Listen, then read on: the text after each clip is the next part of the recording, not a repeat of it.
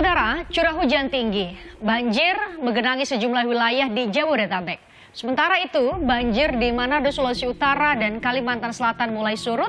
Sejumlah warga korban banjir kembali ke rumah masing-masing dan membersihkan sisa material banjir. Namun, BMKG mengimbau masyarakat agar selalu waspada cuaca ekstrim dan fenomena La Nina yang mempengaruhi puncak musim hujan di Indonesia.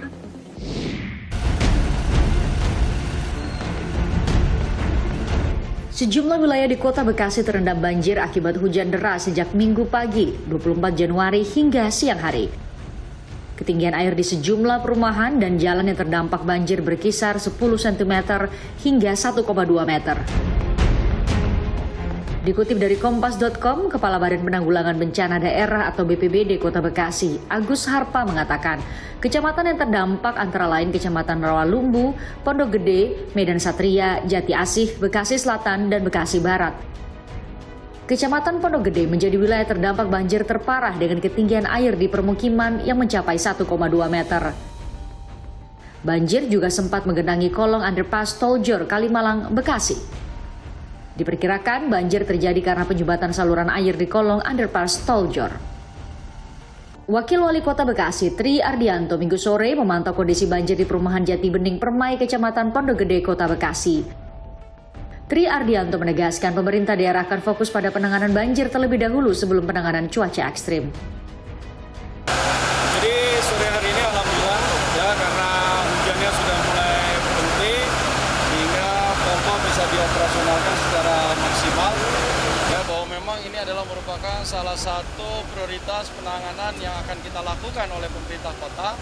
Makanya sudah kita tambahkan ya, dengan satu pompa ya, dalam rangka untuk mengurangi kapasitas yang ada. Banjir juga menggenangi beberapa ruas jalan Jakarta akibat hujan deras pada Minggu 24 Januari. Melihat intensitas hujan yang terjadi saat ini, Stasiun Pompa Pasar Ikan, Pademangan, Jakarta Utara telah mengoperasikan 6 pompa yang mampu menurunkan tinggi muka air laut. Volume air dari anak Kali Ciliwung dan Kali Besar yang melintasi Stasiun Pompa Pasar Ikan Siaga 4 dengan debit air minus 175. Gubernur DKI Jakarta, Anies Baswedan menyatakan sejumlah langkah telah disiapkan untuk mengantisipasi banjir di Jakarta. Kondisi pompa air di Jakarta saat ini berfungsi baik dan petugas yang terkait dengan pengendalian banjir telah siap siaga. Kita melihat kesiapan jajaran dan alat-alat untuk underpass yang ada di Jakarta Pusat. Ya, siap. Jadi ini sekarang sedang di underpass Matraman. Tadi barusan ada underpass Setiabudi. Jadi kita ingin memastikan bahwa semua siap, alatnya siap, personelnya siap. Sementara itu, banjir yang terjadi di sejumlah wilayah di Kota Manado, Sulawesi Utara pada Jumat 22 Januari lalu kini sudah surut. Warga yang terdampak mulai membersihkan lumpur dan sisa-sisa material banjir yang masih berserakan di rumah. Pembersihan ini dilakukan oleh warga secara bergotong royong dengan peralatan seadanya. Tim gabungan dari Kepolisian Resor Kota Manado dan Polda Sulawesi Utara juga dikerahkan untuk membantu warga yang terdampak banjir. Berdasarkan analisa dari Badan Meteorologi, Klimatologi dan Geofisika atau BMKG, bencana hidrometeorologi berupa banjir bandang dan tanah longsor di sejumlah kota Manado tersebut disebabkan oleh 4 faktor pemicu seperti cuaca ekstrim, pusat tekanan rendah, labilitas atmosfer, dan juga kelembapan udara. Cuaca ekstrim juga disebut sebagai salah satu faktor penyebab banjir yang terjadi di Kalimantan Selatan pada 12 dan 13 Januari lalu. BMKG menemukan bahwa curah hujan dan pengaruh gelombang di Kalimantan Selatan saat itu sangat tinggi. Meski banjir masih merendam sejumlah wilayah di Kalimantan Selatan, sebagian warga yang menjadi korban memilih untuk pulang ke rumah masing-masing dan sebagian lainnya bertahan di pengungsian.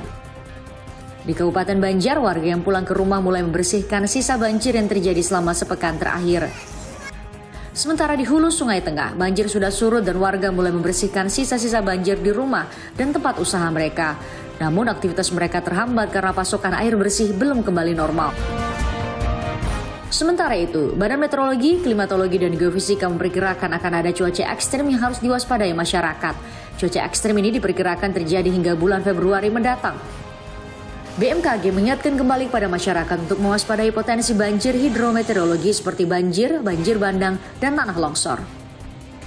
Kami selalu mengulang-ulang sejak akhir September, awal Oktober 2020 yang lalu, BMKG memberikan peringatan dini potensi terjadinya kondisi ekstrim terkait dengan cuaca akibat adanya berbagai fenomena yang saat itu fenomenanya dikhawatirkan akan terjadi bersamaan pada saat musim hujan, terutama pada puncak musim hujan di bulan Januari-Februari.